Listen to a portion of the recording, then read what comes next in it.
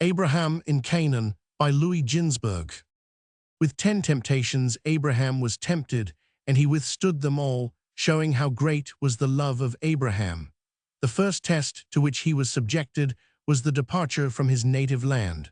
The hardships were many and severe which he encountered, and he was loth to leave his home. Besides, he spoke to God and said, "Will not the people talk about me and say, 'He is endeavoring to bring the nations under the wings of the Shekinah,' yet he leaves his old father in Haran, and he goes away."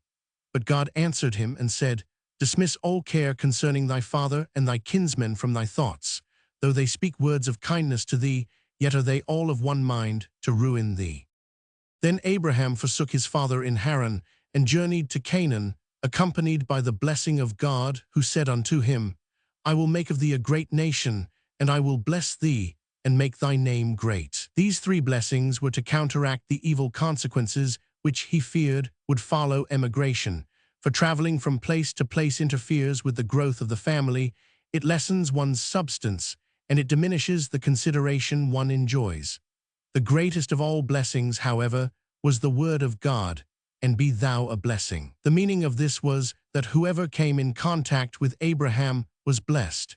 Even the mariners on the sea were indebted to him for prosperous voyages. 55 Besides, God held out the promise to him that in time to come his name would be mentioned in the benedictions.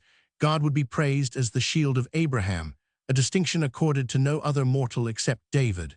But the words, "And be thou a blessing," will be fulfilled only in the future world, when the seed of Abraham shall be known among the nations, and his offspring among the peoples, as the seed which the Lord hath blessed. 57. When Abraham first was bidden to leave his home, he was not told to what land he was to journey. All the greater would be his reward for executing the command of God. And Abraham showed his trust in God, for he said, "I am ready to go whithersoever thou sendest me." The Lord then bade him go to a land wherein he would reveal himself, and when he went to Canaan later, God appeared to him, and he knew that it was the promised land. 59. On entering Canaan, Abraham did not yet know that it was the land appointed as his inheritance. Nevertheless, he rejoiced when he reached it. In Mesopotamia and in Aram Naharaim, the inhabitants of which he had seen eating, drinking, and acting wantonly, he had always wished, "Oh, that my portion may not be in this land." But when he came to Canaan, he observed that the people devoted themselves industriously to the cultivation of the land, and he said, "Oh, that my portion may be in this land." God then spoke to him and said, "Unto thy seed will I give this land." 60 Happy in these joyous tidings, Abraham erected an altar to the Lord to give thanks unto him for the promise, and then he journeyed on, southward, in the direction of the spot whereon the temple was once to stand. In Hebron he again erected an altar, thus taking possession of the land in a measure. And likewise he raised an altar in Ai, because he foresaw that a misfortune would befall his offspring there at the conquest of the land under Joshua. The altar, he hoped, would obviate the evil results that might follow. Each altar raised by him was a center for his activities as a missionary. As soon as he came to a place in which he desired to sojourn, he would stretch a tent first for Sarah and next for himself, and then he would proceed at once to make proselytes and bring them under the wings of the Shekinah. Thus, he accomplished his purpose of inducing all men to proclaim the name of God. 61. For the present Abraham was but a stranger in his promised land.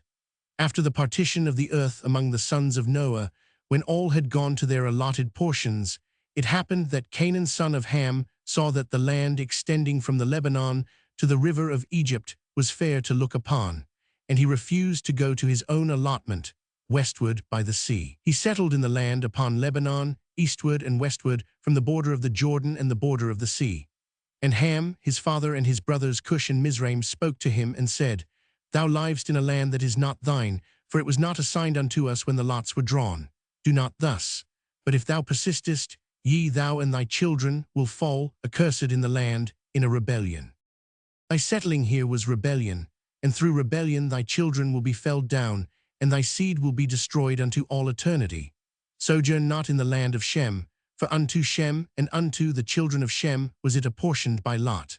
Accursed art thou, and accursed wilt thou be before all the children of Noah on account of the curse, for we took an oath before the holy judge and before our father Noah." But Canaan hearkened not unto the words of his father and his brothers.